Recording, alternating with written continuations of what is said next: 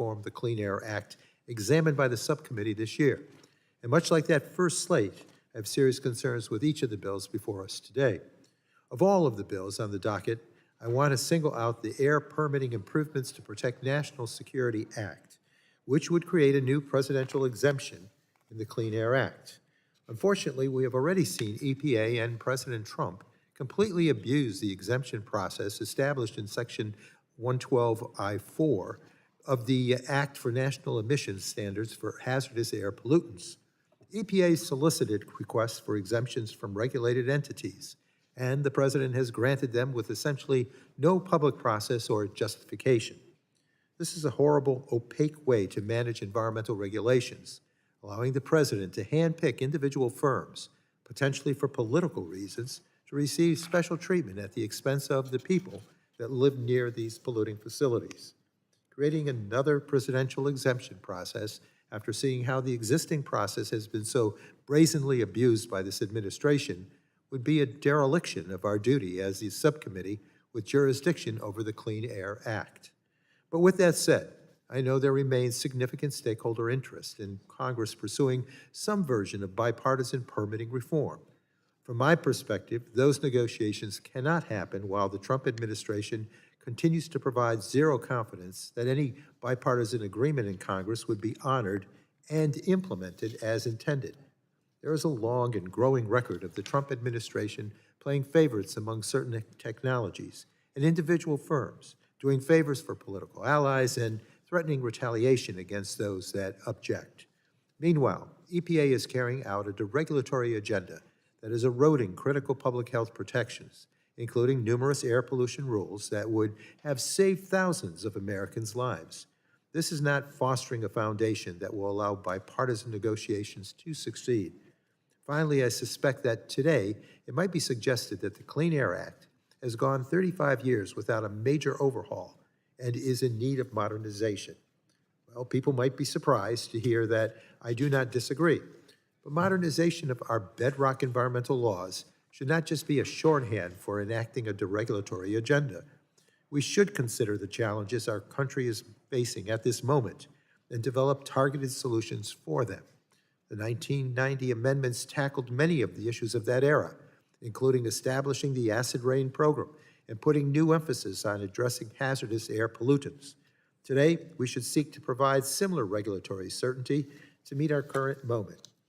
If we are serious about modernizing the Clean Air Act, let's start by enacting a long-term program to phase down greenhouse gas emissions. I would welcome the conversation with the majority about how we can provide appropriate regulatory certainty and compliance flexibility while still allowing us to reduce this dangerous pollution and indeed grow our economy. With that, Mr. Chair, I yield back. Thank the gentleman. The chair now recognizes the chairman of the full committee, the distinguished gentleman from Kentucky, Mr. Guthrie, for 5 minutes. Thank you, Mr. Chairman. I thank you for your opening statement and for my friend from New York's opening statement as well, that we can work on what we know is a common goal, is that we beat China, and we have to have the energy and the resources to do it. And I know it's and we have to have the permitting, and so we can move the energy and resources to do it. And so America's job creators have been forced to confront burdensome and unworkable regulations that cost and create unnecessary barriers to growing their businesses. And today we'll have a panel of witnesses, thank you all for being here, that will testify about the need to pass common sense clean air permitting reforms to reduce unreasonable regulatory burdens while continuing to protect our environment. Protecting our environment and strengthening our economy are not mutually exclusive. As we heard in our hearing in June on the National Ambient Air Quality Standards, regulatory burdens from the Biden-Harris administration cost nearly $1.8 trillion, and more than 70% of the cost was imposed by the EPA, primarily from Clean Air Act rules. Permitting requirements under the Clean Air Act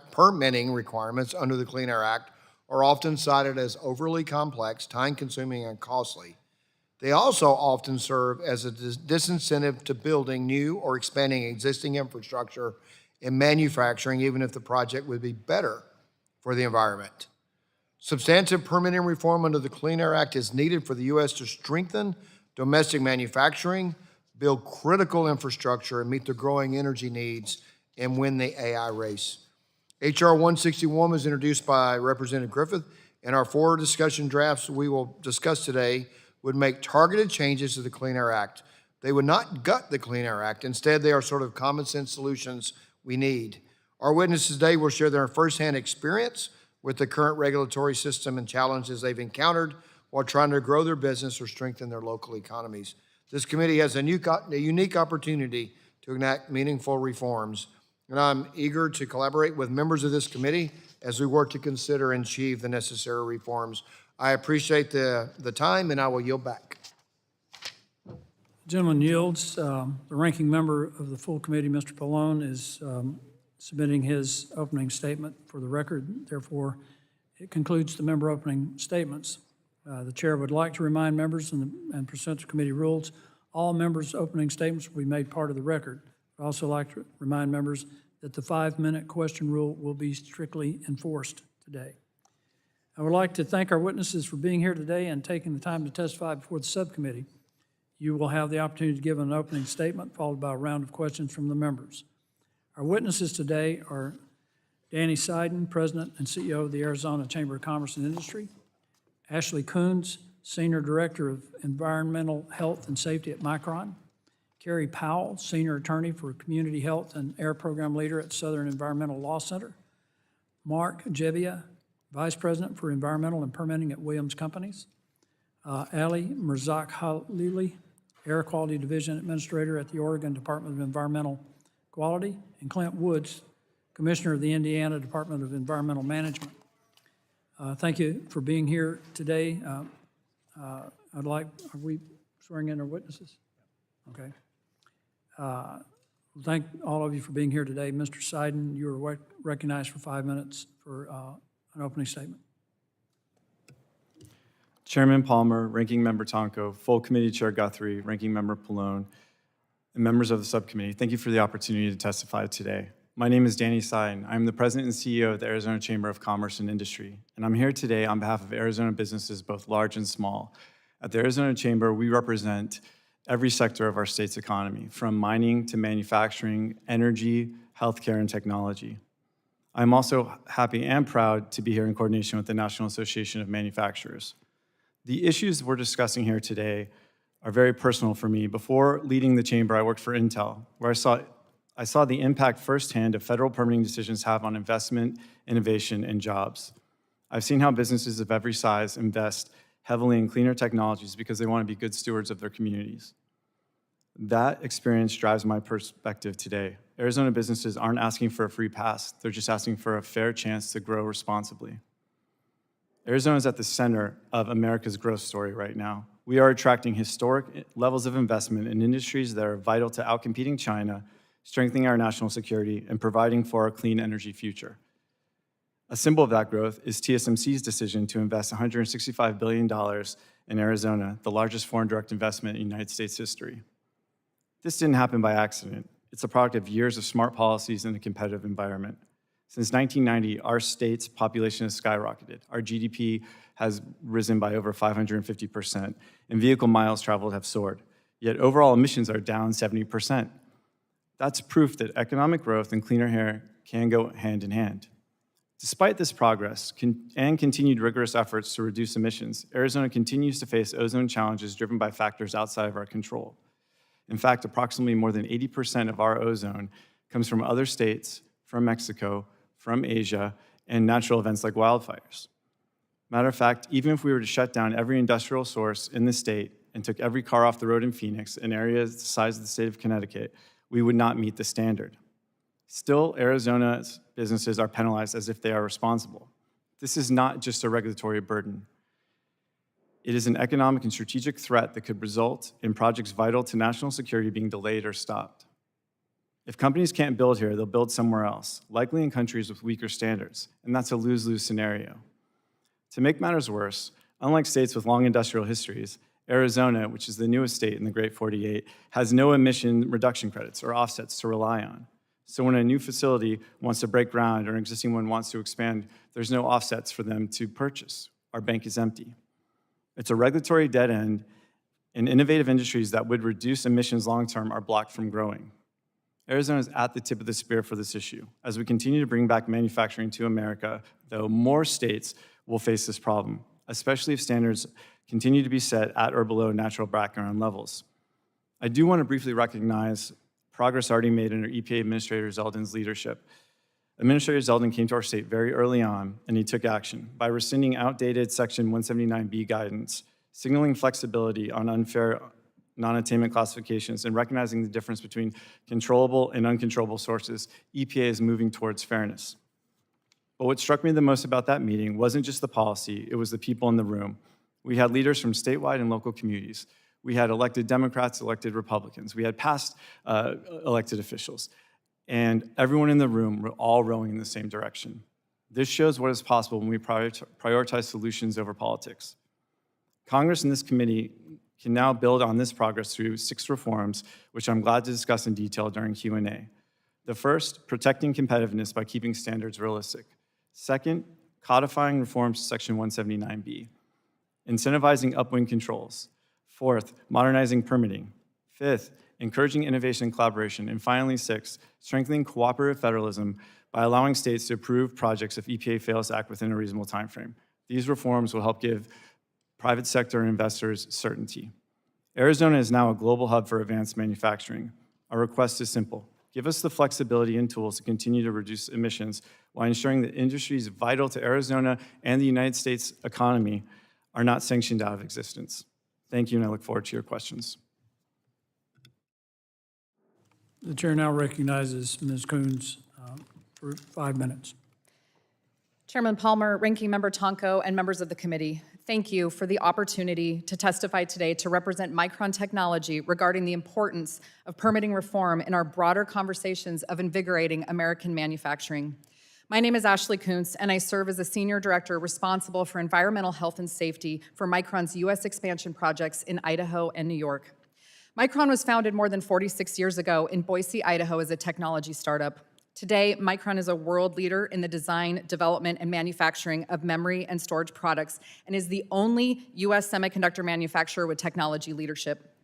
Micron has announced the largest private investment in memory manufacturing in U.S. history of up to $150 billion for domestic memory manufacturing and $50 billion for research and development, creating as many as 90,000 U.S. jobs and strengthening the U.S. supply chain for the technologies that power everything from mobile devices to automobiles to artificial intelligence and advanced defense systems.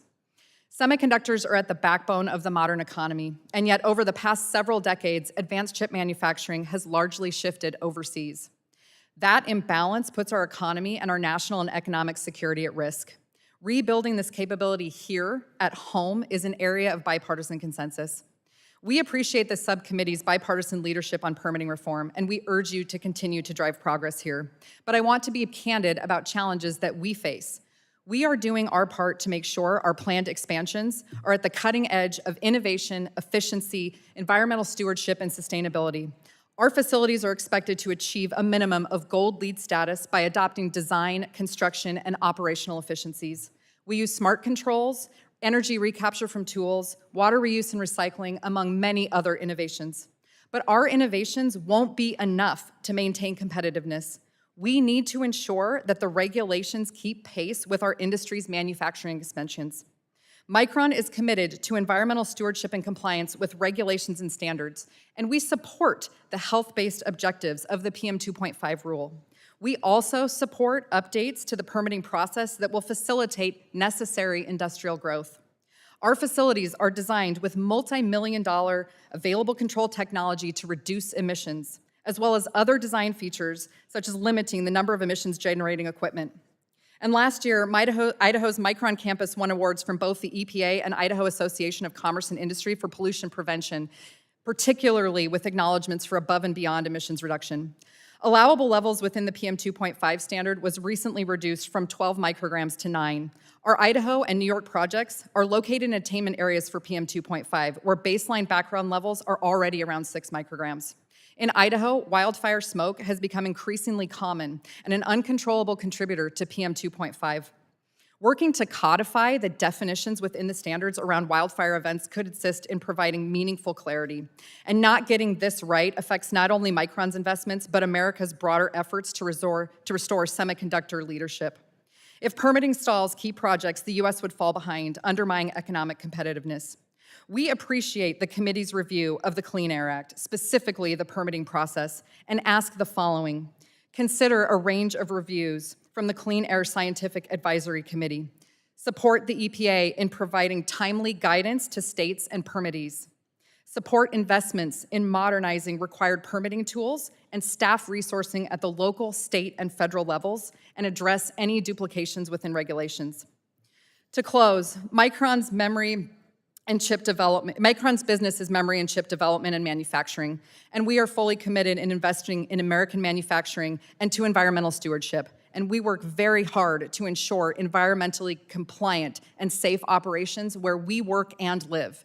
And we believe there is room for improvement and efficiency gains within the permitting process that can preserve both environmental integrity and U.S. competitiveness.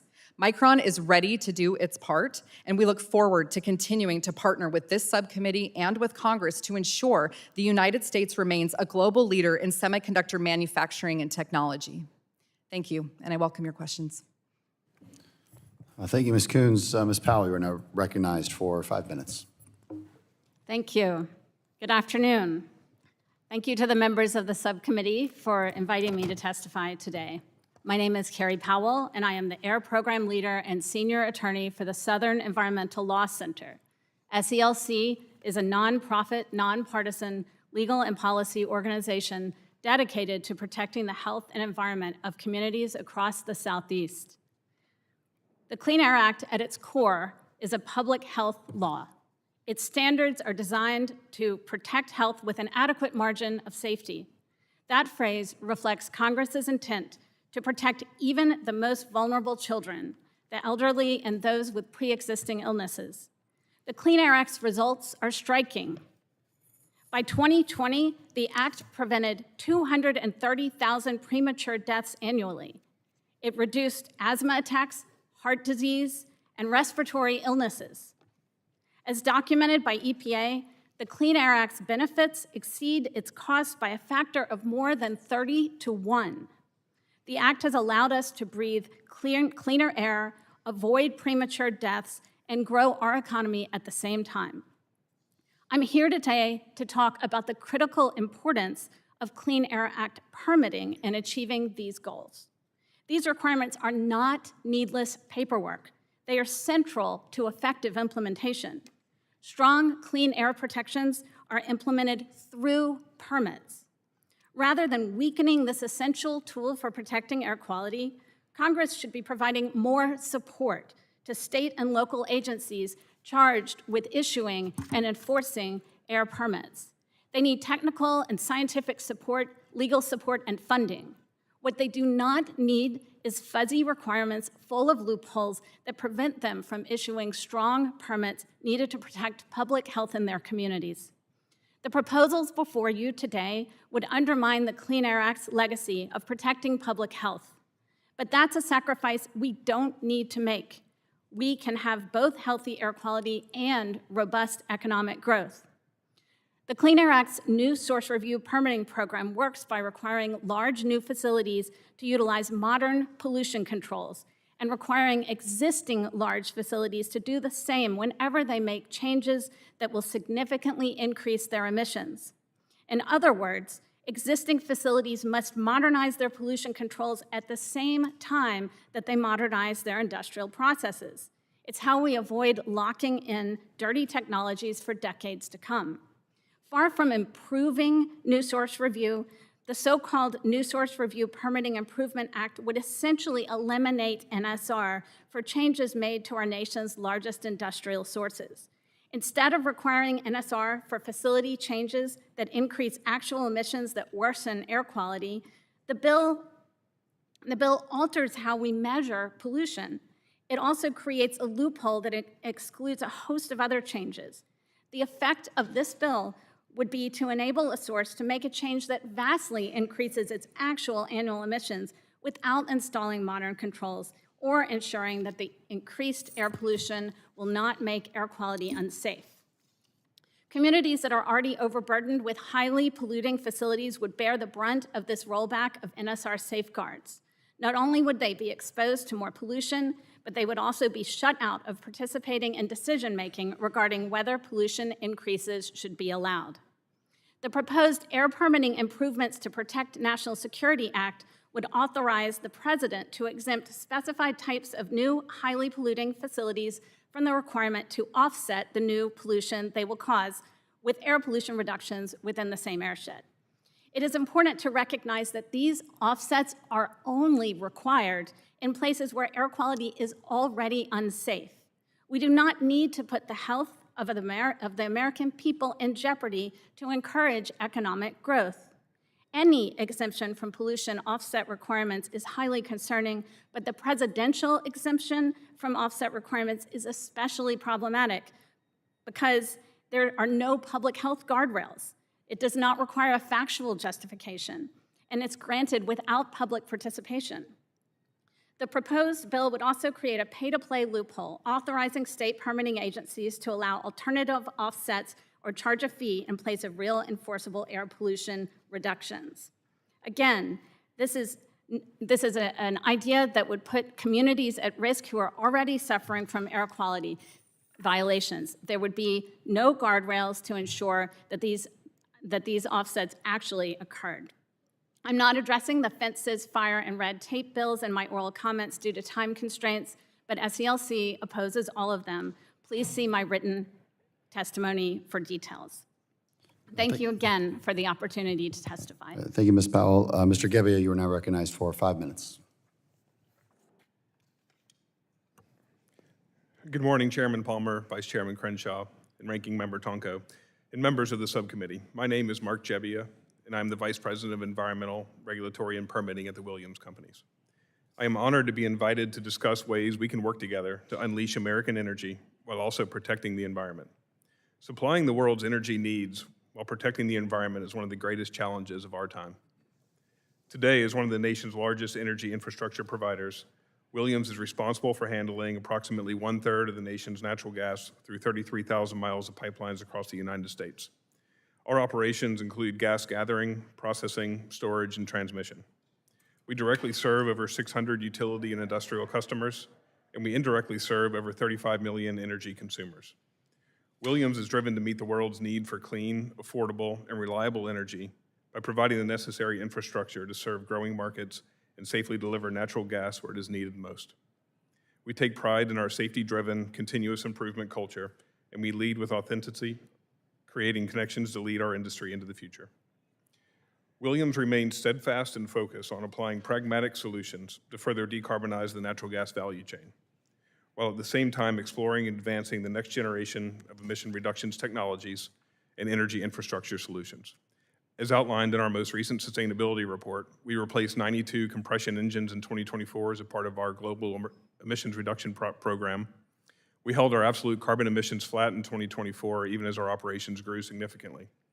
We became the first major U.S. midstream company to join OGMP 2.0, an international initiative for transparent methane emissions reporting.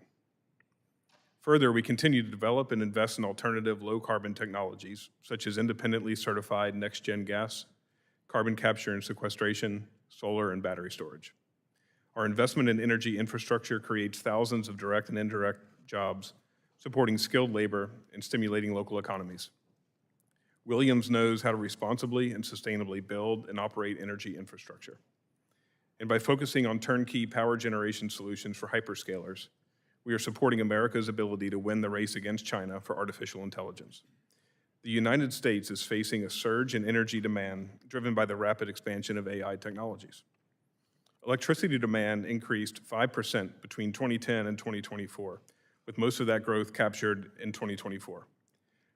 It's forecasted to increase 32% between 2025 and 2040, driven by the emergence of large load data centers and increased electrification of transportation and heating, along with industrial reshoring of manufacturing facilities. There are approximately 175 data centers planned or under construction within 50 miles of our transmission pipeline footprint. While Williams does not expect to capture every data center opportunity, we are well positioned to provide energy and ensure reliability for this growing source of demand, notably with behind-the-meter natural gas power generation. However, several legacy EPA air permitting regulations, originally designed for coal-fired plants owned by electric utility companies, are creating delays and costs that do not align with the nature and needs of these cleaner, modern facilities.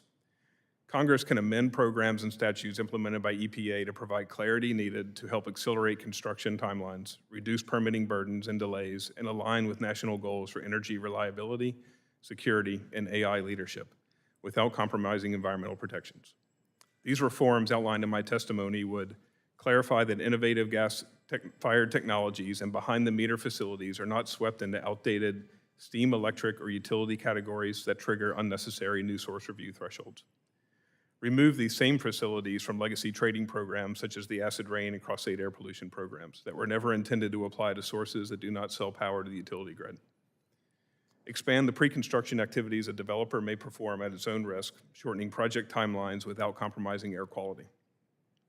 Avoid making data center owners subject to permitting responsibilities for on-site power generation units that are owned by others. And ensure that Section 111 greenhouse gas standards for utilities, now proposed for repeal, cannot be misapplied to behind-the-meter units. I've outlined additional reforms Congress should consider in my written testimony. Pipelines power America, and our country and its citizens have received the benefits of this large-scale infrastructure for years. Clarifications to the application of federal air regulations to modern behind-the-meter data center projects will ensure that the United States can win the race for AI without compromising environmental protection. Mr. Chairman, Mr. Vice Chairman, Ranking Member, and distinguished members of the committee, this concludes my prepared statement. I welcome your questions. Thank you. Thank you. The chair now recognizes Mr. Mazzeccalilli for 5 minutes. Thank you very much. Chairman Palmer, Ranking Member Tonko, members of the subcommittee, good afternoon. My name is Ali Mirzakhalili, and I serve as Oregon's Administrator of Air Quality. I also co-chair the National Association of Clean Air Agencies Permitting and New Source Review Committee. In addition, I served for 2 decades as Delaware's Director of Air Quality. My testimony today reflects years of experience working with the Clean Air Act in East and West, and many years of issuing permits in attainment and non-attainment areas. Thank you for the opportunity. Since the Clean Air Act was last amended 35 years ago, it has prevented literally hundreds of thousands of premature deaths, as well as averted millions of incidents of morbidity, including, for example, heart disease, cancer, chronic bronchitis, and asthma. We have accrued these health benefits cost-effectively as our nation's gross domestic products has grown. Therefore, as the committee considers revising the Clean Air Act, it is important to remember those outcomes. Will the proposed revisions continue to preserve the substantial public health benefit from pollution reduction while accommodating economic growth, or will they break with that fundamental tenet? I will start with New Source Review Permitting Improvement Act. The proposed changes are concerning in several ways and would not improve overall efficiency of permitting by states because of added complexity. Many facilities are not equipped with continuous emission monitoring, and assessing accurate emissions on an hourly basis in such an instance may require producing multiple other records, such as production rates, material usages, control equipment and operating records, and much more. The permitting agency will need to review and accept the data as valid before it can decide that the future emissions will not be higher than historical data. The proposed language in II exempts modification that will restore, maintain, or improve the reliability of operations at or the safety of the source. It is hard to imagine any modification at any source that would not qualify under this exemption. This act, as written, would likely exempt all existing facility changes from review. This could therefore allow considerable air quality degradation and public health impact. I've gone in more detail in my written testimony. The Fire Act contains a few ambiguities. I support increased pace and scale of prescribed fires as a wildfire mitigation tool, but this bill's reach goes beyond the title. These proposed changes appear to be an attempt to allow rebranding of poor air quality by excluding data that may have been caused by stagnation, hot days, or dry days, which are the exact condition when we experience air pollution.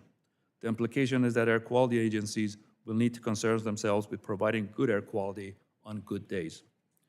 This feeds into the mistrust that the public and certain advocacy groups have voiced in the process of exceptional events altogether. I've gone into a bit of detail on Oregon's West Bend pilot project in my written testimony, but I will be happy to share our experience with the committee. NAAQS compliance is not the barrier to expanded wildfire mitigation, and I urge the committee to consider including funding and resources for planning, outreach, and engagement activities, including adequate resourcing of federal, state, and local partners involved in this work. The Red Tape Act implies that it intends to eliminate duplicative reviews. However, it removes all environmental impact reviews of subsequent federal actions that may flow from the legislation. The consequences of this could be a late realization of environmental impact, delays in permitting, and cost overruns.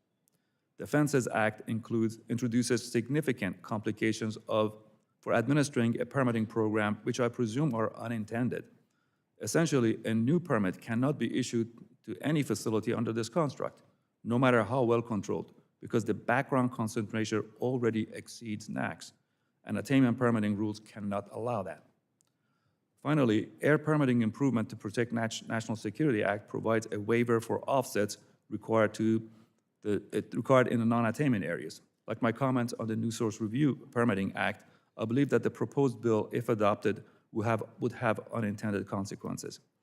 Emissions from a source that receives a national security waiver may push an airshed further into non-attainment, triggering more stringent requirements like increased offset ratio and additional regulatory burdens. In conclusion, the proposed amendments fail to preserve the fundamental tenets of the Clean Air Act, which is to protect public health while providing opportunity for economic growth. The proposal allows significantly more pollution by introducing new off-ramps and exemptions. We can do better to improve the processes instead of focusing on off-ramps. So I think we must do better. I'm happy to engage with the committee with additional suggestions. Thank you for the opportunity to testify, and happy to answer questions. Thank you. Mr. Woods, you're now recognized for your 5 minutes of testimony. Chairman Palmer, Ranking Member Tonko, and members of the subcommittee, thank you for the opportunity to be here. My name is Clint Woods, and I have the privilege to serve as the Commissioner for the Indiana Department of Environmental Management, or IDEM, an agency of nearly 800 tremendous public servants who are on the front lines of implementing federal and state environmental laws and regulations for air, land, and water quality. I want to thank you for the attention for the subcommittee on this important topic, and I also wanted to express my appreciation for the hard work, professionalism, and dedication of your staff. I had the honor of serving for several years in this building as a professional staff member with the Committee on Science, Space, and Technology, and the opportunity to find bipartisan solutions for environmental policy is one that I think all the panel members would strongly agree with. In my testimony, I'd like to highlight 4 things. One, I'm still relatively new in my role and new to Indiana, so Hoosier humility hasn't rubbed off on me yet. So I want to brag a little bit about incredible success that we have in state permitting efficiency, in striking the right balance between environmental protection and economic prosperity, and also the incredible progress that Indiana as a microcosm for the U.S. has had in improving air quality. And to underscore the point that one of the primary ways to get to permitting reform and from gridlock to growth is in many ways to get the federal government out of the way. Secondly, I wanted to emphasize 4 key issues with our existing Clean Air Act that don't match the current environment for improved air quality. Third, I'd like to describe how the bills being considered today will help address those issues. And finally, discuss a few common sense areas where there may be opportunities for bipartisan collaboration. As you all know, the Clean Air Act is built on a model of cooperative federalism between the U.S. Environmental Protection Agency and state and local agencies, with Congress repeatedly in amendments to the underlying act recognizing that, quote, air pollution prevention and air pollution control is the primary responsibility of states and local governments. That's certainly true in Indiana, where we have the primary responsibility for implementation of the Federal Clean Air Act, including nearly all monitoring, planning, permitting, compliance, and enforcement for air quality on behalf of Hoosiers. For us, that means 100% of key air permits in the state and over 99% of Clean Air Act compliance and enforcement activities are conducted by IDEM versus US EPA. And IDEM succeeds in that permitting. We beat state permitting deadlines by roughly 50%, issuing air, water, and land permits in a few short months compared to the years it often takes in other states. Our air permitting program, despite having more industrial sources than nearly any other state in the country, has the lowest permit renewal backlog among industrial states, as well as a robust, public, and well-supported process for developing, reviewing, and issuing permits under the Clean Air Act. In part due to this environment, Indiana ranks as the top state in the country for manufacturing per capita, as well as the manufacturing share of GDP, near the top in future economic outlook, and forecasts nearly $100 billion in additional economic value for Hoosiers from artificial intelligence investments over the next decade. We intend to continue as a beacon of investment for artificial intelligence, manufacturing, transportation, agriculture, and life sciences. And while we're currently the world's capital of production of key products, including RVs and ducks and popcorn and pontoon boats and goldfish and high school basketball, we intend to expand that list in the coming years. State-led implementation of the Clean Air Act has served our country incredibly well, and one of the greatest stories seldom told is a monumental improvement in ambient air quality and emissions, progress that outpaces the rest of the world. For example, in Indiana, we meet or exceed nearly all national ambient air quality standards, or NAAQS. These trends have actually accelerated. For example, since 2002, aggregate emissions of criteria air pollutants like ozone, particulate matter, and lead have fell in Indiana by more than 65%. Sulfur dioxide concentrations in southwest Indiana have dropped by nearly 80% just since 2013. And that extends to the United States. For population-weighted fine particulate matter levels, which is usually a surrogate for air pollution, we actually have levels that are less than a quarter of the global average. So we're talking about setting standards between 12 and 9 micrograms. The global average is above 30. As you consider important changes to modernize the Clean Air Act, including those that create unnecessary permitting delays, there are 4 issues I'd like to highlight with the Act. First, it's desperately in need of overhaul and modernization, although it has served us very well. Many provisions have fallen into disrepair and obsolescence. Second, all too often in the past, US EPA has second-guessed state plans, permits, and demonstrations, including when such oversight is not timely or is not grounded firmly in the Clean Air Act. Third, EPA has often failed to incorporate, consider, or address the growing role of significant air pollution concentrations from background, natural, international, fire, geographically distinct, and mobile sources. Finally, EPA relies on a 2-tiered permitting system that discourages investment in newer modified facilities that emit less air pollution, and it also creates perverse incentives for older grandfather facilities. H.R. 161 and recent EPA changes would go a long way to address that 2-tiered system. Similarly, the Fire Act would remove important confusion that currently exists that limits the applicability of regulatory relief for Clean Air Act provisions on exceptional events. The Fences Act would take many important steps to clarify Clean Air Act provisions to avoid unnecessary penalties in areas like Northwest Indiana, where they would have attained the NAAQS but for international contributions. My written testimony contains a number of other examples of potential opportunities for common sense and bipartisan agreement to modernize the Clean Air Act. Our agency stands ready to assist the subcommittee as it considers the important legislative changes. I look forward to your questions. Thank you. The chair now recognizes the chairman of the full committee, the gentleman from Kentucky, Mr. Guthrie. Hi, thanks, Mr. Stein. I want to start with you. We're talking about permitting reform, and I think we're going to work together on permitting reform across the aisle. The issue is permitting reform means a lot of things to a lot of people. We permit a lot of things at the federal level. So I guess my question is, permitting for energy, we want to permit because we need more energy and we want to bring back manufacturing. So how significant is the Clean Air Act's role in permitting process in a business decision to invest in build? And can we have meaningful permitting reform without modernizing the Clean Air Act? Mr. Chair, thank you, Mr. Full Committee Chair.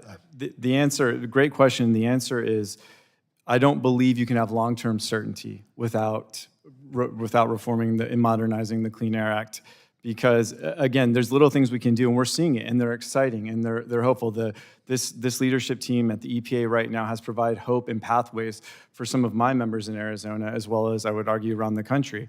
However, there's no certainty that in the next administration that will still be there. So one of the most meaningful and significant ways you can lock down long-term investment is provide the certainty in the regulatory environment that we could have. And I think the investment would follow very soon after that. People will feel comfortable. The delays would go away. So while there's things you can do and you can nip around the edges, the Clean Air Act should be modernized. It should be changed to reflect what we've learned, what science has taught us, and where we are now, and that will trigger more investment and allow us to compete better with the rest of the world. Thank you, Mr. Woods. So I know one of my great colleagues, Mr. Westerman, Chair Westerman's working on NEPA reform.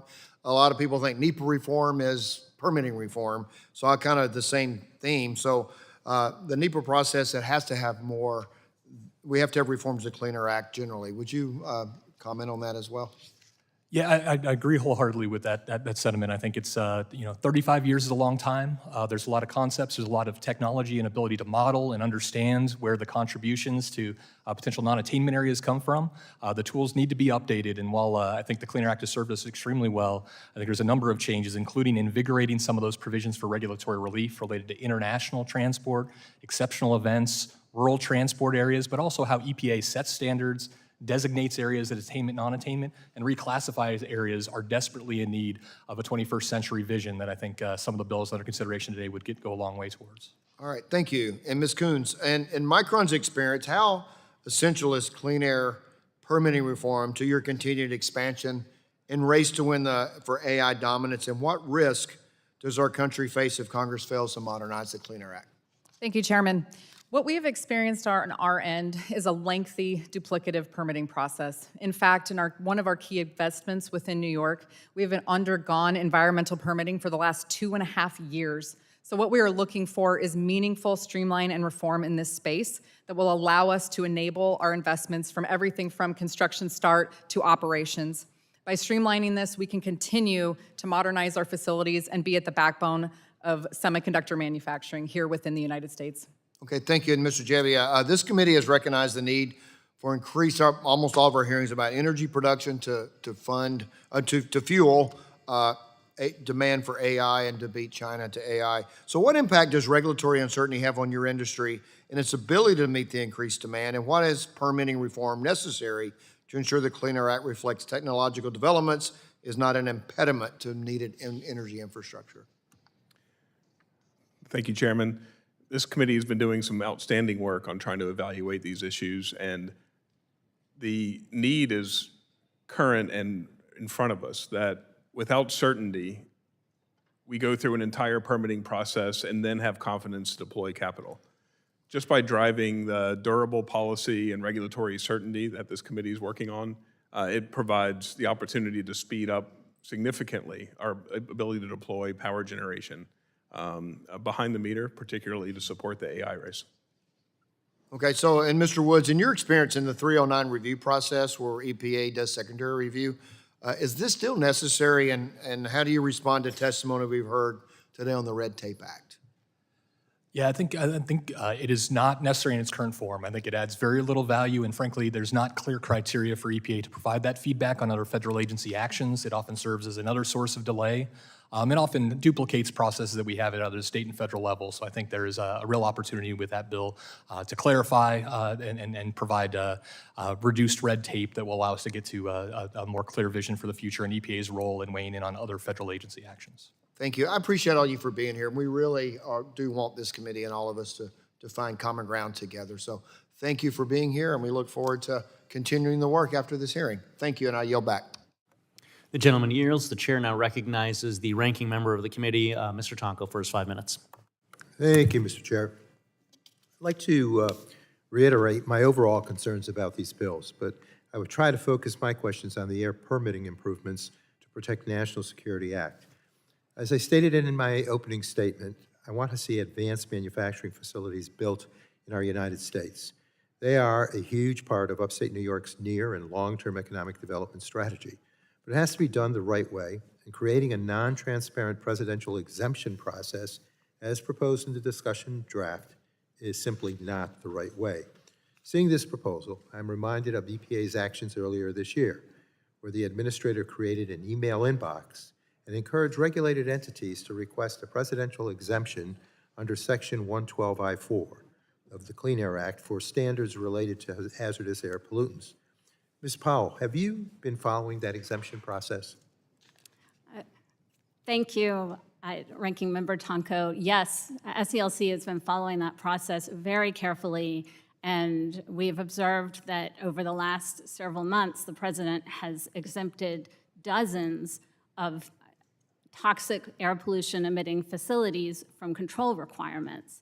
And this is especially concerning because it's done without any record of decisions so that people can see why it's being done. It's done without any public participation. And we're finding that the facts on the ground don't even support the exemptions. We have a facility in Georgia that is, according to the state, already fully complying with the federal rule, and yet the exemption is issued on the basis that the technology is somehow not available. And so I 100% agree that the type of presidential exemption that is spelled out in the National Security Act is problematic, and it will put the public health at risk of being exposed to increased levels of air pollution that can cause devastating health problems. And in accordance with your response here, I believe that I can interpret that the exemption has the opportunity to be misused. Absolutely, it has the opportunity to be misused because there is so little accountability in ensuring that there's even a reason for it to happen. And of course, we're talking about communities where the air quality is already unsafe to breathe. That's the only time offsets apply. Well, giving the presidential discretion based on broad, undefined national security interests allows pollution sources to evade a formal process that would allow for public input and a transparent public record. Instead, we would be giving tremendous latitude to the president, who wouldn't even need to justify the decision to offer these exemptions. So, Ms. Powell, again, do you believe the recent exemptions to facilities for various hazardous air pollutant standards provided a strong technical record or justification that the public could examine to understand why exemptions were granted? The recent presidential exemptions have no technical record that's available. In fact, we've struggled to even get copies of the applications that the facilities have filed. And unbelievably, the state agencies that have primary authority to regulate those facilities also don't have the applications. Appreciate that. Mr. Mirza-Khalili, generally, do you have any potential concerns as a co-regulator that facilities located in your state may be escaping pollution standards without any oversight or opportunity to have the state's perspectives heard? Ranking Member Tonko, I presume you're referring to the that National Security Act again. We are fortunate in Oregon, we don't have non-attainment. We are attainment for all pollutants. But certainly, I think what you would point out here in terms of facilities that get a waiver, be it presidential waiver or a waiver for another requirement, it puts pressure on other facilities that don't qualify for a waiver. As the requirement for one facility is waived, the pollution doesn't go away. It goes back to the background. Then other facilities will have to make up the difference and in order for us to attain the standard. It's not a level playing field. And under this specific waiver proposal, can you talk about some of the potential unintended consequences? Could other facilities, for example, be required to reduce their emissions more or find more offsets to balance the exemptions provided to these favored industries? That's exactly right, and it's the subsidy that introduces here for one facility to do other. It's not a waiver from the state to meet the obligation to meet them. The chair would ask the witness to submit the answers for the record. Our 5 minutes has expired, unfortunately. The chair recognizes the gentleman from Texas, Mr. Crenshaw, for his 5 minutes. I appreciate it. Thank you, Mr. Chairman. Thank you all for being here. I just want to start out by saying if we want to beat China in the AI and advanced manufacturing race, we can't regulate ourselves into industrial decline. And the Clean Air Act's permitting system is indeed outdated, and projects that should be greenlit in months take years, if they happen at all. You know, companies that go beyond compliance to cut emissions, they get punished with additional red tape. And energy like natural gas that has lowered emissions, it becomes a boogeyman for the radical left. None of this overregulation makes our air cleaner. It kills investment, it delays cleaner technology, and it drives industry overseas, stifling American job growth in these vital sectors and really just passing along pollution somewhere else. We've made enormous progress on clean air, I might add. I mean, emissions of the 6 criteria pollutants are down more than 70% since 1970. So we should be building on that success. And permitting reform, first of all, it does not tear up the Clean Air Act. It makes it work for today's challenges, and it restores some common sense. So the question is simple. Do we want to lead the world in innovation and energy security, or do we want to follow Europe's path of overregulation and decline? I'll start with Ms. Coons. To lead in artificial intelligence and advanced manufacturing, we can't afford to build factories at the speed of bureaucracy while China's building at the speed of strategy. Now, from your perspective, how does permitting gridlock put U.S. innovation and therefore national security at risk? From our experience and in our perspective, our projects have faced delay, and in some cases, we have not been able to start meaningful construction, therefore delays in operations. Duplicative reviews at the state, local, and federal level, along with lack of resourcing and modernization of tools, create lengthy processes. And what we are asking is for review in streamlining the permitting application process for permittees and those reviewing applications.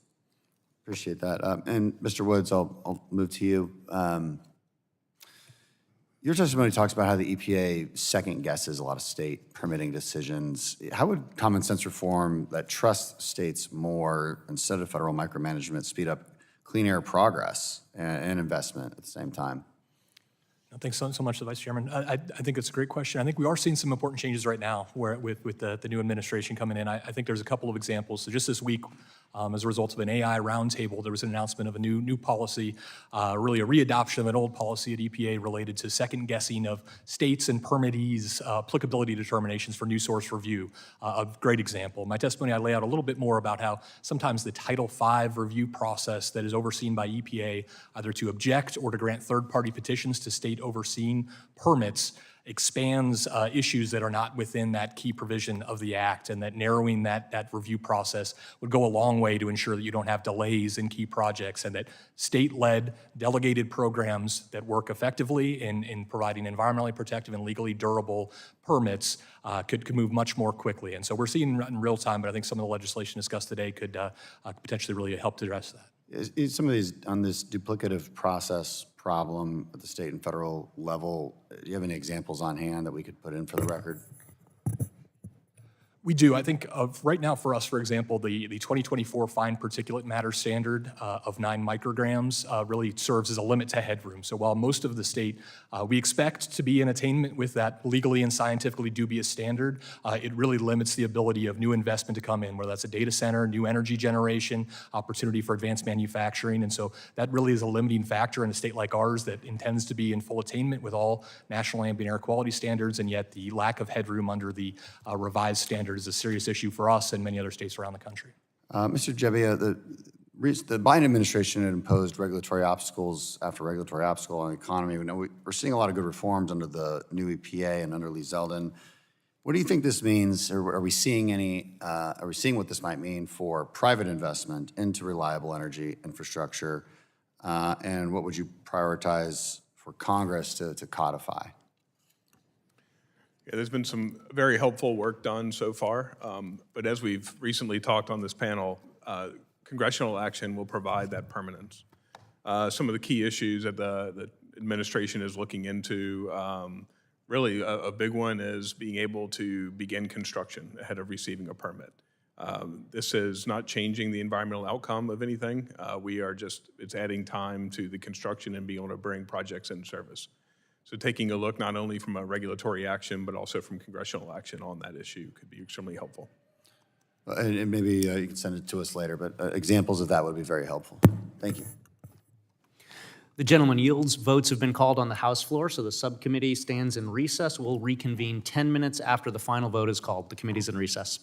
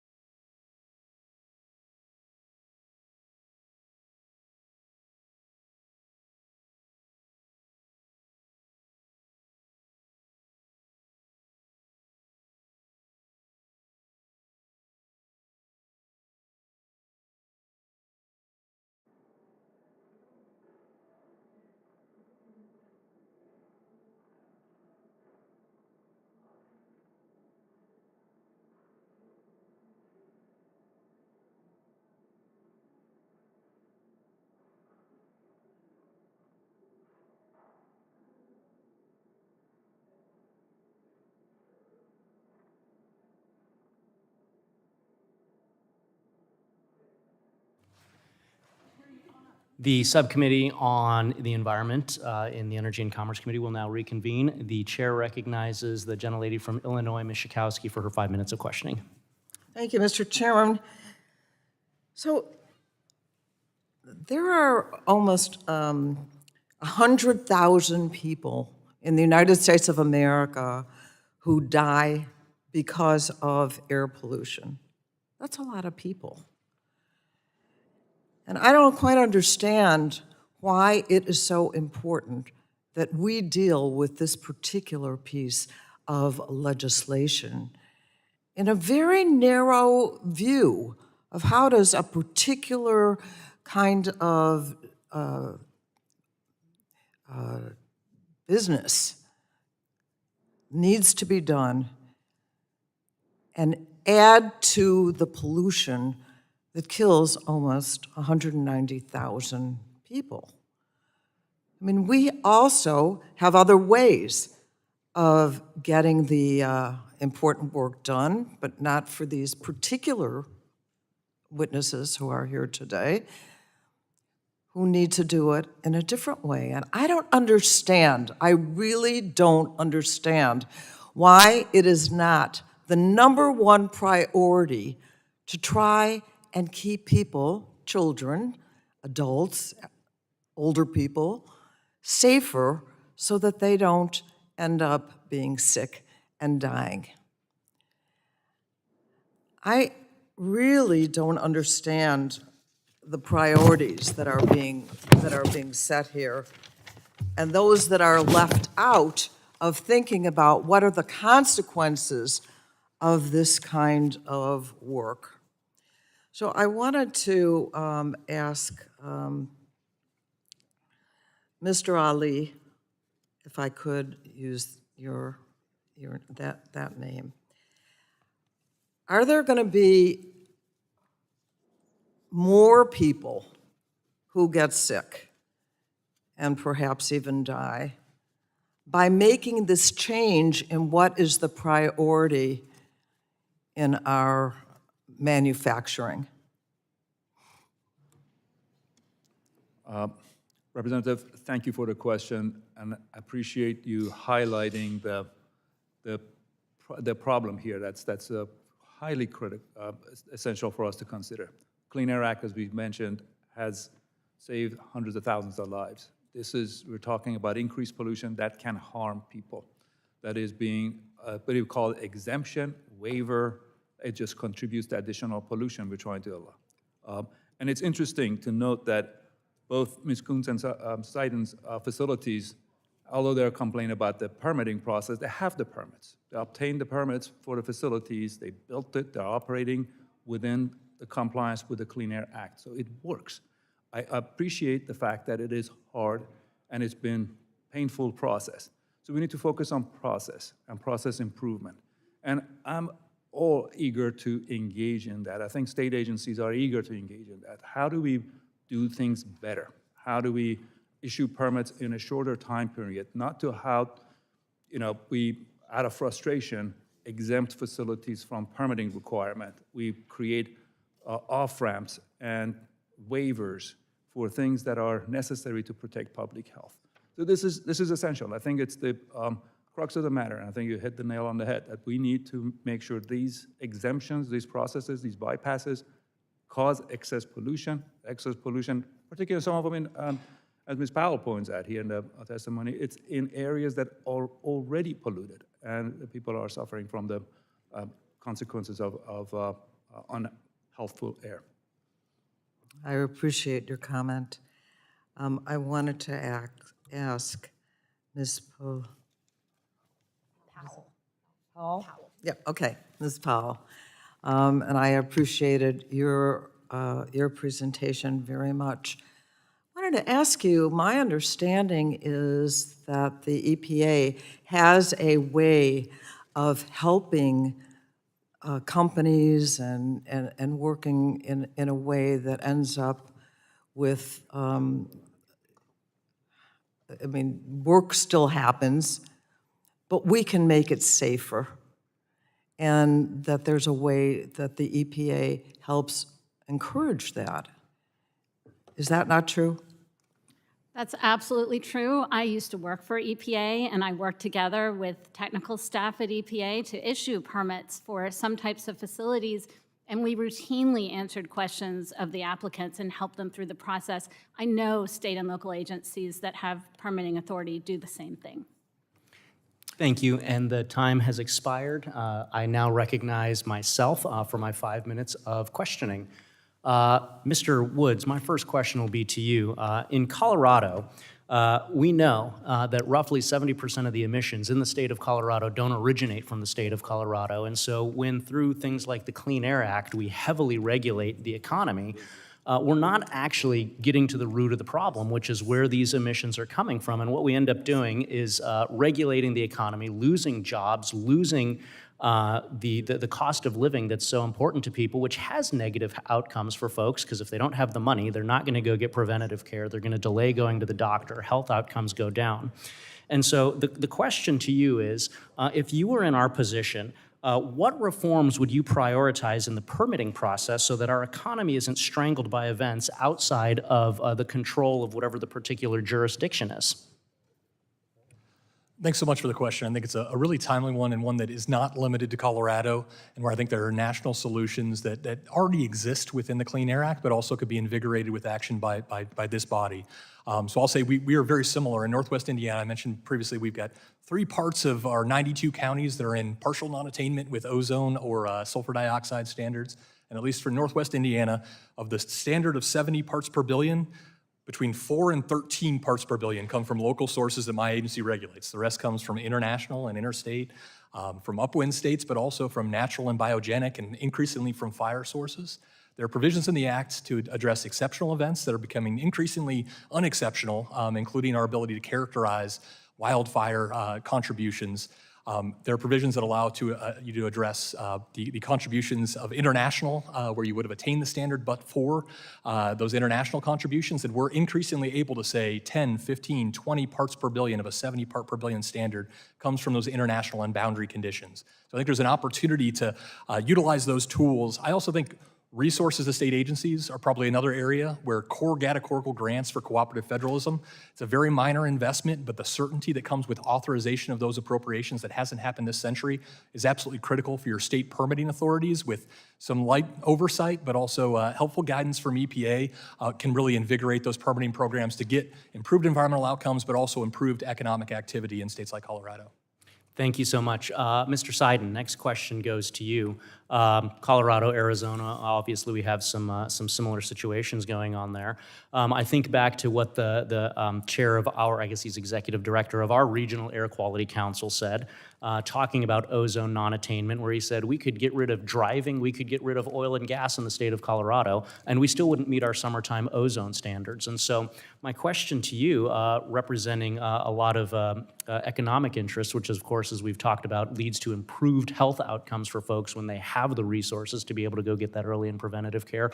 What happens to the economy of a region when you have this heavy hand of regulation that doesn't actually clean up the environment because it's targeting the wrong emissions? What happens to the jobs and to the economy? Mr. Chair, thank you for the question, and you are absolutely right. What happens is very simple. Capital always goes where it's most wanted and stays where it's most welcome. So if you have an uncertain regulatory environment, that capital will go elsewhere. We will lose these jobs. And if they were to, I'm a competitive person, if they were to go to another state, I'd begrudgingly would tip my hat to that state and that governor. But what we're seeing happen is often they're going to other countries that have lower standards. We're seeing them go to places where we don't track the pollution as well. And then the worst part of that all is we know it still ends up in our region. And that is something that Colorado and Arizona have in common. We are in that western region where this international transport is coming from areas we can't control. And so again, we have a perverse incentive to manufacture outside of our country, take our jobs away, yet also make our air worse. Thank you. I got 1 minute left. Mr. Gebbia, a final question to you. We just heard that when you have this heavy hand of regulation that doesn't actually target the actual source of these emissions, with much of it coming from overseas and international transport, we're strangling our own economy and we still don't get clean air out of it. So is there anything Congress can do to make sure that states aren't intentionally ignoring existing waiver processes or exceptions to the Clean Air Act around certain industries, regulated industries like natural gas? 31 seconds. Thank you for the question. The Clean Air Act has been extremely successful in what's been achieved to date. But with the issues we're talking about today are really new source review, which is stationary sources where most of those emissions have been reduced over time. So it is getting to the point of diminishing returns. And I think Congress can take action to help solidify ways to reform new source review to help facilitate expansion of projects and focus on the environmental outcome of them. Thank you so much. My time has expired, and the chair now recognizes the gentleman from New Jersey, the ranking member of the full committee, Mr. Pallone, for his 5 minutes. Thank you, Mr. Chairman. The bills before us today paint the picture that the only way we can build things in America is if we exempt various polluting industries from environmental laws, permit by permit. But I think that's a false choice. And contrary to the history of the Clean Air Act, we know that we can have a clean environment and a booming economy, and to say otherwise is to doubt American innovation and to put communities living in areas with toxic air pollution at great risk. So I have 3 questions. First is of Ms. Powell. Why is effective permitting so critical to the success of the Clean Air Act? And in your experience, what is causing permitting delays for major projects, if you will? Thank you for the question, Congressman. Permitting is incredibly important in achieving the Clean Air Act's goals because it's really how the standards are set for most facilities. You can have the best rules, the best statute, but if you don't have robust permitting, the public is not going to receive the promises of the Clean Air Act for healthy air quality. As far as what causes delays, there are myriad things that might cause delays that often don't even have to do with anything in the Clean Air Act, but sometimes companies will put blame on that. Another thing that will happen is that companies won't file complete permit applications or supplement the record with information that they need to provide. My experience is that companies that are serious about complying with the Clean Air Act and not trying to skirt its requirements, they eventually get their permits. And the investment in time up front helps ensure that they are solid, protective permits that are less likely to be struck down when they're challenged if they have been done properly and with proper public participation. All right, thank you. My second question is of Mr. Mirzakulili. You have extensive experience running state-level Clean Air Act permitting programs, and are these broad exemptions necessary, or can we have a permitting system that works for industry while adhering to environmental safeguards? We absolutely can have a system that operates without those exemptions. The exemptions do nothing but complicate applicability determinations. The first argument shouldn't be whether or not something is subject to the rule, and that's where we spend a lot of time. And up front, who is subject to the rule? Are the hourly emissions higher or lower? Is the actual to, what does the future actual of the emissions look like? And what is that? If it doesn't happen in the future, what is that future actual? How do you calculate that? How do you make that enforceable? So that adds a tremendous level of complexity to the process that's unnecessary. If we clarify who is subject to the rule, and then we'll focus on streamlining and making the process easier to get through it. And there's a number of recommendations I could make to make that happen, but yes. All right, well, thank you, because, I'm concerned that Republicans push for so-called permitting reform legislation, but that's not happening in a silo. The Trump administration has been busy trying to roll back and undermine the PM 2.5 NAAQS standard and other protections that ensure Americans have safe air to breathe. And I think we have to consider all of these actions as we evaluate these bills. But let me go back to Ms. Powell. Taken collectively, how will the administration's proposal to weaken the PM 2.5 NAAQS standard, along with additional rollbacks and exemptions being proposed in the legislation before us, impact the health and safety of communities around the country? These rollbacks will undoubtedly harm public health. Fine particulate matter is among the most deadly of air pollutants. These particles are so small that they wedge their way deep into people's lungs and into their bloodstreams. They've been associated with stroke, heart disease, developmental delays in children. So rolling back these requirements is a really serious threat to public health. I appreciate that because, look, I think everyone has the right to clean and healthy air to breathe, but the Republican bills would undermine that right and once again put the well-being of corporate polluters over the American people.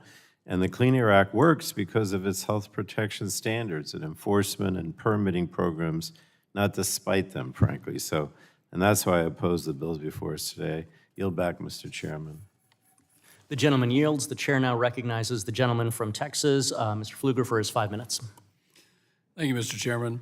Mr. Woods, thank you for joining us. Your testimony highlights how states can be unfairly penalized for air pollution that they can't control, whether it drifts across borders, international state borders, a number of things, whether it stems from wildfires, natural sources, the Foreign Emissions and Non-Attainment Clarification for Economic Stability, or the Fences Act, aims to correct that problem by making sure that states aren't labeled as non-attainment when the pollution is literally out of their hands. And your testimony points out that non-attainment designations can delay permits, hurt economic growth, and don't actually get after the problem that they're trying to solve. So I want to ask a couple of questions. How would clarifying Section 179B, as the Fences Act proposes, reduce permitting delays or protect the environment better than what we're actually doing right now? It's a great question, and I apologize in advance for perhaps being a little bit long-winded. This is something I'm very passionate about, and I think the bill goes a long way to clarify this provision that allows for state agencies like ours to capture the right moment. So as EPA thinks about international background, other sources that are outside the control of a local agency as the primary regulator of air quality, there are several points in which the agency could consider it. When it sets the standards, when it does designations of an area initially, when it looks at redesignating those areas into attainment or non-attainment, when it reclassifies, as my testimony lays out in great detail, as you get in non-attainment and then higher classifications from marginal to moderate to serious to severe to extreme, the penalties on permitting, on transportation funds and transportation conformity, on fuel requirements become much more heavy-handed and can just devastate and strangle economic growth and are really at the core of the permitting issue. So we want the whole country to be in attainment, but the 179B provision is actually to avoid getting bumped up beyond marginal to those more significant penalties. So in this case, I think the provision clarifies, and this bill would clarify for EPA what I think they could do already, which is to grant demonstrations by states that show that they would have attained but for those international contributions. And when we're talking about 5, 10, 20 parts per billion of a 70 part per billion standard coming from Canada, Mexico, Asia, and elsewhere, that's what puts you over the top to a 72 or 75 part per billion design value and would have an incredible impact on the opportunities for eliminating those delays in permitting, economic activity, and innovation that would also bring down emissions overall. The fear-mongering that we just heard, and the lack of actual work with industries that do want to comply with this type of thing. And I can point back to a variety of visits, including the Region 6 director under President Biden, who came to my area and was amazed at the monitoring that we actually had out there. But they never once thought, and especially when they lowered the parts per million requirement, they never, through a rule, just a unilateral rule, they never once thought about talking to industry. So they're actually not solving the problems, and we want to be realistic about it. I'll turn to Ms. Coons and talk about infrastructure and the AI game that we know is here.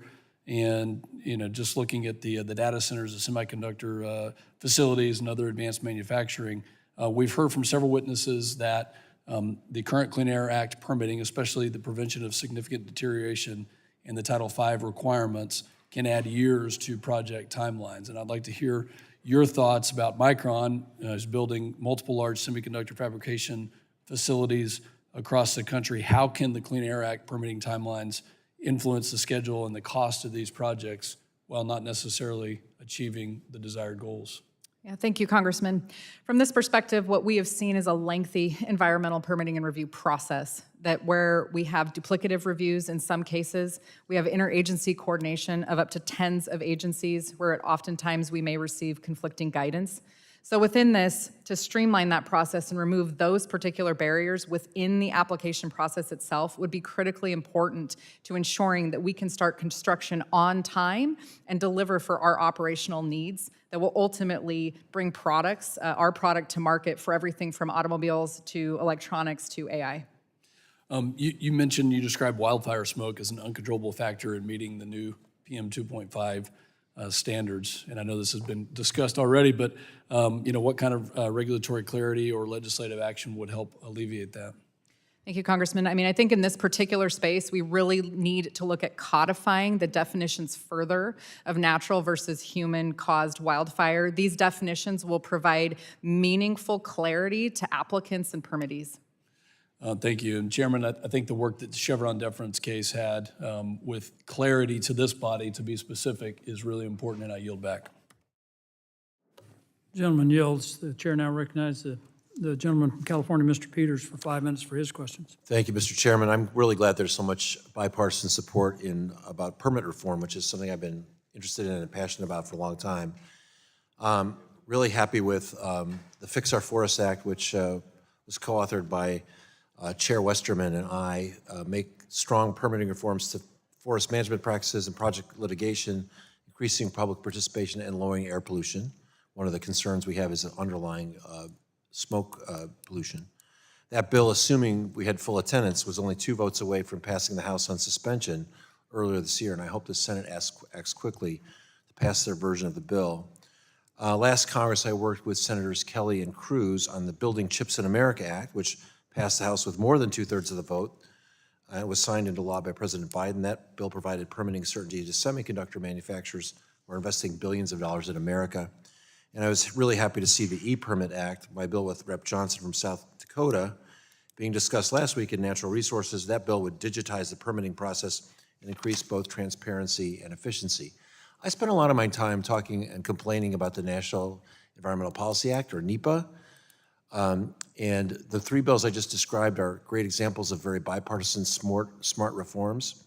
A core part of my argument for reform on NEPA is that it's a procedural act. As one of the witnesses said, it's a lot of paperwork, but it doesn't actually contain substantive environmental protections like the bedrock environmental laws, the Clean Water Act, the Clean Air Act, the Endangered Species Act. Those laws actually prescribe standards for compliance. They provide real protections against environmental harm. And so I'm cautious about making changes to the standards, although I think I really would like to advance the speed. And I would like to work together as we go forward to make sure we do that. Ms. Coons, I want to ask you, the bills before us are focusing on the permitting under the Clean Air Act. My sense was that wasn't really the issue that was causing your delays. Can you speak to the environmental laws that were causing the delays for your project? And maybe if you have an opinion about how the E-Permit Act, with some process reforms around deadlines and timelines, could help you address those. Thank you, Congressman. From our perspective, the delays that we have seen to several of our projects are due to, large in part, the environmental impact review process, as well as the duplicative and lengthy nature within that. And additionally, we have also seen long, complicated reviews as it pertains to the Clean Air Act, specifically within the permitting process itself. So when we look at that, we believe that there are ways to modernize the permitting process when an applicant is going through that they can use modern tools, electronic databases to achieve accuracy and a more streamlined process. Right. I'm nervous about lowering standards. I want high environmental standards, but I see no reason why we can't get there much more quickly with a lot less drag on industry and the economy, and that's my goal. Mr. Mirzakaleli? Based on your testimony, it seems we both agree on the need to manage our forests, including using prescribed fire. Are the ways that the federal government can help reduce the regulatory burden on states that are trying to use prescribed fire as a wildfire tool? And do you have any opinion on whether the Fire Act, which we're discussing today, addresses those challenges? Representative Peters, thank you for that question. And yes, there are, prescribed fires can help bring resilience to the landscape by a great deal. So we are working with our other agencies in Oregon to try expand the use of prescribed fires. Where we run into trouble with the, right now the exceptional events exclusion is a tool for us to reduce this, but it's complicated. For the 24-hour designation, we submitted about 100 the exceptional event submittals here to it. It's illegitimately. Then some of that requires almost a master's degree level demonstration of submittal. It shouldn't be. There's a, the fire is almost burning down my monitoring site. It shouldn't require a whole lot of submission other than, there wasn't. So there are ways that EPA can improve the process of and ease the submittal of exceptional events and the burden for the agencies. There are also some that EPA considers not regulatory significant, meaning it did not cause the area to be in non-attainment, therefore you don't flag that. I think that's important to exclude them as well. Sir, that's an area that we need to focus on. Great, I'm out of time. We'll just say to Mr. Chairman, I'm reticent to lower standards, but I'm anxious to accelerate deadlines and timelines, and hope we can work together on that. I yield back. I thank the gentleman for his questions. The chair now recognizes the gentleman from New Jersey, Mr. Menendez. Thank you, Chairman. The Clean Air Act helps our nation achieve both clean air and a strong economy. Permitting is a key component of this bedrock environmental law, moving industry forward while promoting healthy air quality. And before we get into the permitting part of this conversation, Ms. Powell, I quickly want to touch base on all the work that the Clean Air Act has done and the lives and health that's improved over the last several decades. Just quickly, would you agree that particulate matter is among the most dangerous forms of air pollution and is linked to many serious health problems, including cancer, stroke, and heart disease? Yes, absolutely. And has the Clean Air Act worked to reduce the volume of particulate matter in our air? It has. It has been tremendously successful. And so, but we shouldn't take that success for granted. And I think it's especially dangerous to think about any modifications to the Clean Air Act in this moment, because in this Congress alone, Republicans have voted on a reconciliation bill that will take health care away from 15 million people, many of whom rely on Medicaid and state-administered Medicaid programs to get their health care. So people that may need Medicaid to be their lifeline to health care may also be in communities that are overburdened by adverse environmental consequences like air pollution, particulate matter. And so it seems like an especially dangerous time to be making modifications to the Clean Air Act when you're thinking about potentially 15 million people losing health care. Would you agree with that? I agree with that. And the fact that there's so many people that are at risk of losing health care or are inadequately getting health care right now means that they're more vulnerable to the effects of air pollution. That's right. And I think about, I represent parts of Newark, including the Ironbound neighborhood. And what you see there in an overburdened community is the asthma rates among children. So as successful as the Clean Air Act has been, there's still an immense amount of work to do so we ensure that all communities and all children have clean air throughout this country. Would you agree with that? I would absolutely agree with that.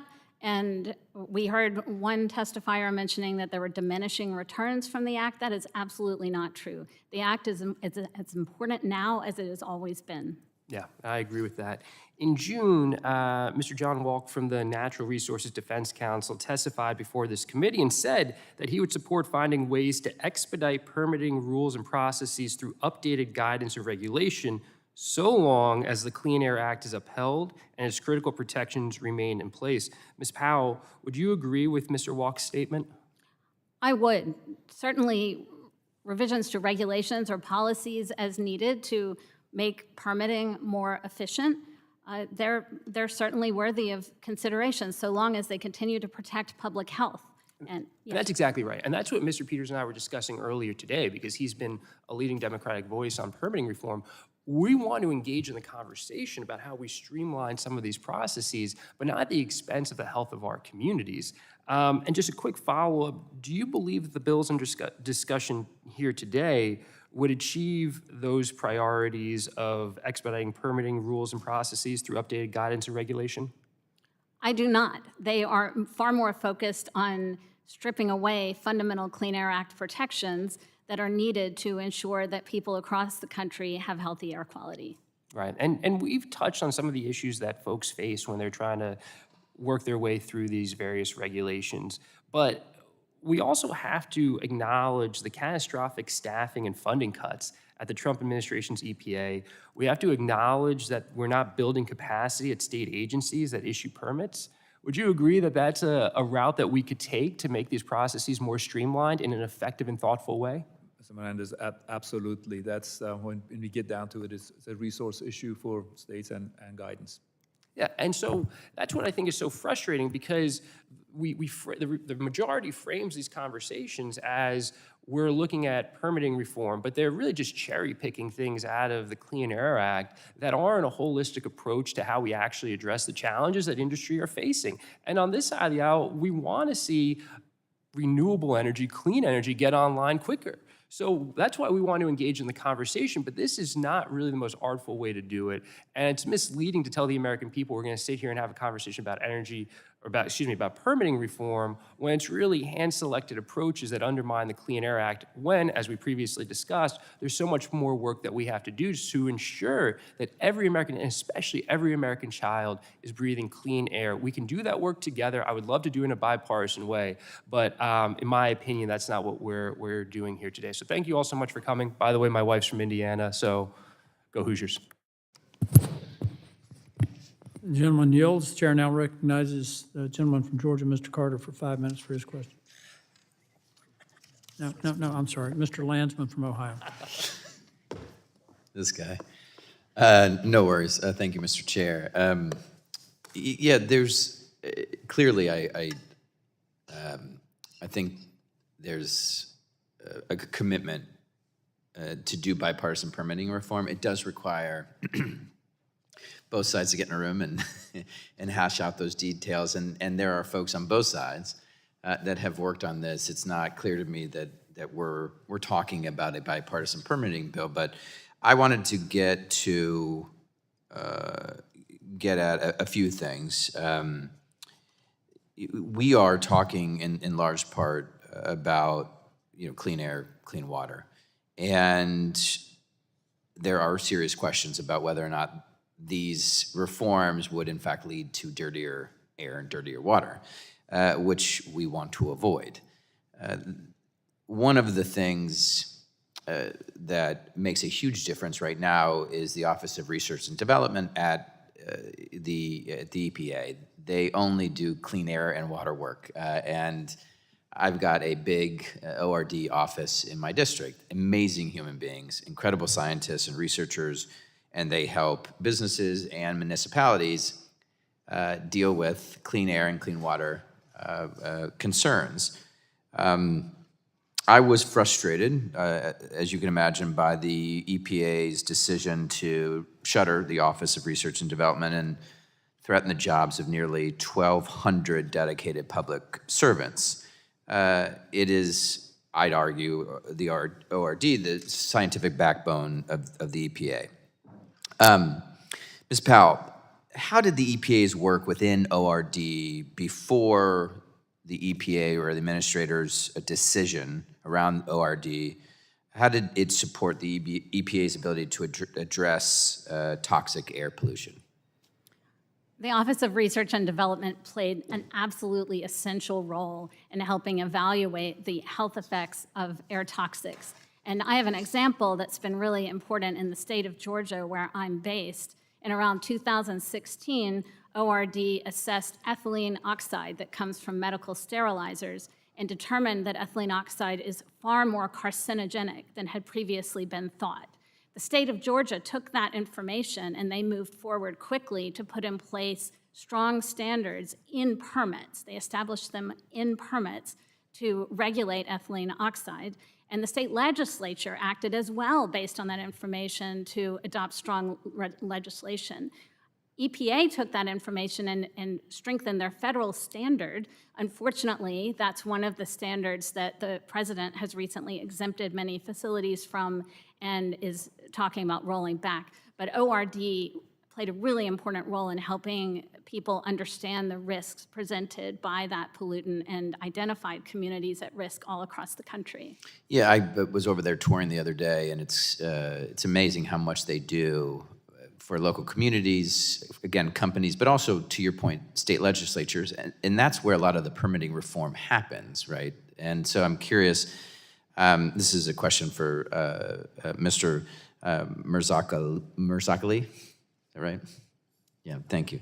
Sorry. Can you talk a little bit about the specific tools or expertise that ORD has provided to states like yours, would states face challenges implementing Clean Air Act requirements if those resources were scaled back, if it was harder to get ORD resources? Representative Landon, absolutely. They provide crucial resources for state permitting agencies, such as modeling tools. We assess the impact of emissions based on the, atmospheric models that all are perfected and improved through ORD research. Emissions inventory tools that come along with them, and basic science. They provide guidance. I think that's for us to have better tools, we need ORD. Can I just ask you and then everybody else? It's also very important for ORD, these scientists, to remain independent, right? I mean, to remain independent from political appointees and potential pressure from them. Yes or no? Yes. Ms. Powell? Yes. Okay. Yes. Yes. Indiana? Sure. All right. Thank you, Mr. Chair. I yield back. The gentleman yields. I will now recognize myself for 5 minutes for questions. Mr. Woods, I think everybody here should know, if they don't know already, that we're in an arms race for artificial intelligence and quantum computing with China. And in order to meet that, we're going to have some permitting reform. We're going to have to make some reforms across the board to some of our environmental laws. I think we can do that with no harm to environmental quality. I worked, in a previous life, I worked for 2 international engineering companies, one of which is Combustion Engineering, their Environmental Systems Division. I have a pretty good understanding of what has to be done to maintain our air quality, water quality, land quality. How do you think it would impact our ability to build out our data centers, and particularly to power those data centers, if we don't have some sensible regulatory reform, permitting reform? Yeah, I think in the absence, it'll be a real challenge. And obviously you have, competition between states and even in localities, and sometimes these environmental matters and non-attainment with a national ambient air quality standard or other issue can be an important determination in economic development and site selection that is really critical. I think has been echoed by several panelists. As we drive those investments overseas, whether it's in the form of coal-fired power plants or data centers or anything else, we're increasingly able to characterize the degree to which those emissions still impact us to an increasing degree. And as we've brought our standards down, I think there's some real potential ripple effects of not having those investments made here. But part of this effort to win this arms race includes our ability to secure our own supply chain and refine critical minerals and refine rare earth elements. Ms. Coons, you're planning to expand Micron. Does your product require any refined rare earth elements? At this time, I'm not an expert in that particular subject, so we will have our team get back to you. Okay, well, I can tell you with a pretty high degree of certainty that you won't be able to make semiconductors, microchips, a number of other products without refined rare earth elements. And if China decided to cut us off, we get 94% of those from China. There's not a single major refinery for rare earth elements in the entire Western Hemisphere. There's only 9 in the world. 8 of them are in China and 1 is in Malaysia. In order to build these processing and refining facilities, it's going to require an additional increase in power output, not just in addition to what we need for the data centers. Mr. Seiden, we've talked about the consequences from not reforming the outdated provisions of the Clean Air Act for semiconductor plants and large projects. Wouldn't you say that also applies to our ability to provide power for these processing and refining facilities? Thank you, Mr. Chair. Absolutely. It does impact that. And Arizona, for those of you who don't know, is responsible for 80% of the U.S. copper supply. We are a mining state. It's one of the key components of our economy. And the need for power, before you can even think about building a refinery, before you can think about building smelters, it needs to be settled. And the question of availability, reliability, and affordability on power is everything right now. And permitting reform plays into that perfectly. I can speak on behalf of our state utilities. They're constantly looking for permitting reform. Well, I'd just like to state for the record, at least from my side of the aisle, that while we support renewable energy, we're not in a race to lead the world in renewable energy. We're in an arms race, again, as I've already said, to win this arms race for artificial intelligence and quantum computing. Mr. Gebbia, how do current outdated provisions and flaws in the Clean Air Act impact our ability to meet growing energy needs and to win this arms race? I mean, as we talked about here, there is a need for process improvement in the permitting process. And right now, we know that we can deploy behind-the-meter power generation solutions for data centers. We know what the best available technology is to control those emissions. And we face, in certain jurisdictions, lengthy timelines ahead of being able to deploy that power simply for permitting review. So I think an easy reform is to identify that we know what these solutions are. We know what emission limits should be, whether that's going through a PSD-backed program or a nonattainment layer review. And so we should be able to begin deploying much faster with the data that we have available. Well, I would say this in closing in terms of my questions, is that China understands our environmental laws better than we do, and they constantly use them. They support environmental groups to use them against us because they know what race they need to win. And it's not the race to renewables, it's the race to master artificial intelligence and quantum computing. I now recognize the gentleman from Georgia. Buddy, can you take the chair? Mr. Joyce, can you take the chair?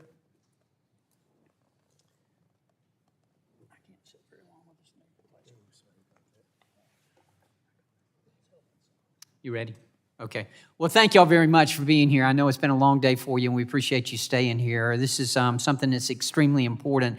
I tell people all the time when business people come into my office, regardless of what sector of our economy it is, whether it be healthcare, whether it be energy or technology, it's always the same thing: permitting, regulations, crushing us. It's really putting a bind on the business world, and it's something that we need to address. And I give the example quite often, and I don't think it's apples and oranges. I think it's very relevant. I have the honor and privilege of representing the 1st Congressional District of Georgia, including the Port of Savannah, the entire coast of Georgia.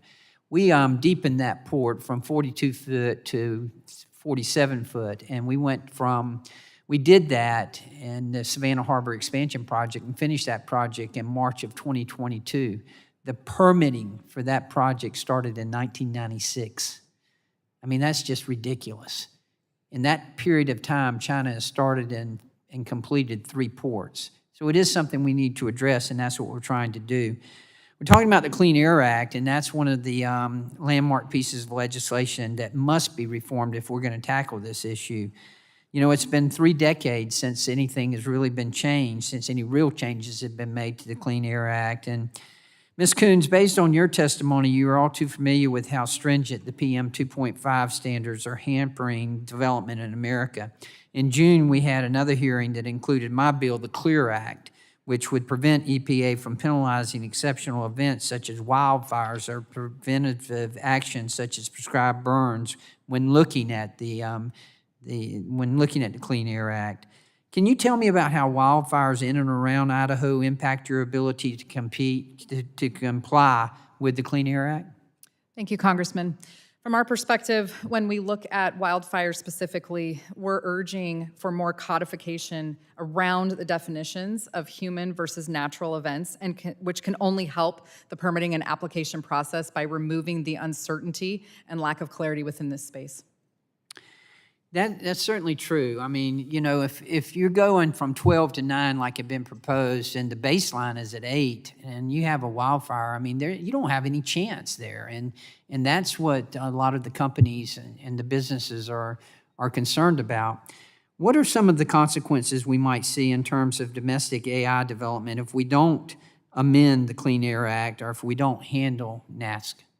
Thank you, Congressman. I can't speak specifically to the AI development broadly, but what I can say is that we are the only US-based memory manufacturer with leading-edge technology that supports everything from AI to mobile to automobile. Great. Mr. Woods, you work as a commissioner for the for the Indiana Department of Environmental Management, so that must mean that you're familiar with the implementation process for NASC. What In June, I introduced Clear Act, and that does a lot to help states comply with NASC, including giving states a year to make changes to the state implementation plans and extending the review timeline from 5 years to 10 years, allowing for the economic feasibility attainment to be considered and much more. Do you feel like these potential changes would allow you to do your job more effectively and make expectations of your department more realistic? The short answer is yes, and I think there's a strong state unanimous probably opinion that EPA never meets any of their deadlines. I used to work in EPA's Office of Air and Radiation. We get sued almost every day, and so when EPA doesn't meet those deadlines, it means that somebody else is dictating them to them. And for us, I think the implementation tools when an act is amended are incredibly important. For some of our criteria pollutants like carbon monoxide, the underlying science hasn't changed much in 20 years, which is why we haven't changed those standards. For others, we've taken 12 or 13 years. So I think those changes would be incredibly important for state planning as we have a lot of those obligations as the core implementers of the Clean Air Act. Let me ask you, Mr. Woods, the Fire Act, I think, is a great piece of common sense legislation. What's your response to that? I agree. I think there are a number of categories of exceptional events in which there should be, as Mr. Murakashvili mentioned, kind of no-brainers, right? When there's a fire happening in an area, clearly, and there's increasingly those. I will say, whether it's for criteria pollutants or greenhouse gases, when we start to look at the impact of catastrophic wildfire on air quality, a week or two of catastrophic wildfire in California emits more greenhouse gases than an entire year of all energy-related activity in Indiana. So those things are incredibly impactful, and so the ability to ensure that prescribed fire active forest management can reduce the likelihood of those catastrophic wildfires on the whole will result in a dramatic improvement in air quality. That's been the leading driver of increases in PM in any part of the country, and so that I think gets to that core of that issue. Well, thank you. And again, thank all of you for being here today. But I want to stress one last point, and that is that Americans don't have to choose between clean air and developing our economy. We can do both, and I hope we will do both. So thank you all for being here, and I yield back. The gentleman yields. I now recognize myself for 5 minutes of questioning. Look relieved, I will be the last. It's been a long day, but your testimony is important to each and every one of us. The need for permitting reform has never been more pressing. I think you know that. Across the country, projects are stalled due to burdensome and unworkable regulations. Economic growth has been stunted by outdated provisions. It's costing American jobs. It's costing American energy. And it's certainly threatening our national security. We continue to face the consequences of tightening regulations despite the fact that the U.S. emissions have consistently decreased over the past 10 years, resulting in America's air quality rating absolutely among the best in the world. To keep America globally competitive, we must ensure that common sense, attainable standards prevail. Mr. Seiden, can you explain the potential consequences that might result from outdated provisions of the Clean Air Act, and secondly, how they will impact industries and their ability to build right here in the United States? Thank you, Mr. Chair, for the question. And yes, I will do my best. It's always hard to quantify all the costs, but we at the Chamber and the members I represent consider very serious consequences will happen if this is not modified, if this is not modernized or modified or changed, because we've seen a stall in companies willing to make decisions, willing to plan ahead.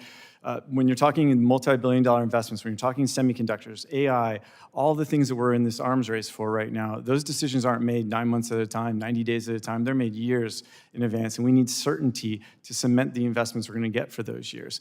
And you are correct. I don't know a single one of those members who wants to skirt any environmental standard. They are the best corporate stewards. We're proud to represent them, and they want to follow all the rules and go above and beyond. But there's just no certainty, and things change, and the planning for that makes it very difficult. So if this is not modernized, we are going to see us being unfairly hamstrung in our competition with other countries, including our foreign adversaries.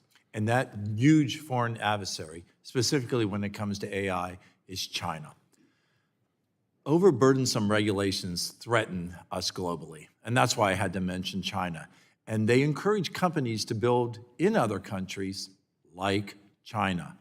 Ms. Coons, Micron is a leader in one of the fastest growing global industries.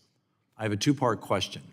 What consequences will the U.S. face if we fail to enact meaningful permitting reform, and how urgent is it need for that permitting reform if the U.S. wants to remain globally competitive? Thank you, Congressman. What we've experienced is a very lengthy permitting process that's been occurring for over the last 2.5 years, and we need reform in this particular space so that we can maintain our U.S. competitiveness. Do you feel that if that reform is in place, that you will once again be competitive, not just competitive here, but competitive worldwide? Yes, I mean, I can speak to my expertise within the permitting space, and what I can tell you is for our U.S. investments, these extended timelines impact our manufacturing processes and our abilities to bring chips to market. So reforming and ensuring that we have a streamlined permitting process will only help continue to make the semiconductor industry more successful. Ms. Coons, do you feel that ceding investment opportunities to foreign adversaries who do not have the same clean air requirements not only harms us in the U.S. economically, but is actually incompatible with the ultimate goal of protecting the environment? Thank you, Congressman. I can speak to my own experience within the U.S. permitting space for the purposes of health and safety in the environment. And what I can tell you again is that delays and extended timelines in this will impact our manufacturing processes. We have also seen how the uncertainty of when the new source review process will be triggered and how the expense of undertaking an NSR review has discouraged much-needed investment. Mr. Gibbia, new source review has been used to prevent new economic development in the country and even the retrofit of existing industrial facilities to actually reduce their emissions. How would narrow NSR reforms reduce regulatory burdens on our economy while still protecting human health and still protecting the environment? Thank you for the question. I think we need to acknowledge that there is a broad regulatory landscape that new source review fits within, and largely it has become outdated. Between new source performance standards and state permitting requirements, it has become a duplicative and slows down our ability to deploy technologies that we know are available. And that duplicative nature certainly slows our ability to be competitive. It is imperative to balance our public health, and I as a doctor recognize that, and clean air goals, and I again as a doctor recognize that, with the need to attract innovation and economic development in critical industries. If we don't take that immediate action to provide regulatory relief, we will lose out on investment to China and to other competitors, undermining the global competitiveness and putting our economy ultimately at risk. Thank you. Again, I thank all of the witnesses for this long day and for being here till the end. I ask unanimous consent to insert in the record the documents included on the staff hearing documents list. Without objection, so ordered. I remind members that they have 10 business days to submit questions for the record, and I ask the witnesses to do their best to submit responses within 10 business days of receipts of these questions. Without objection, the subcommittee is now adjourned.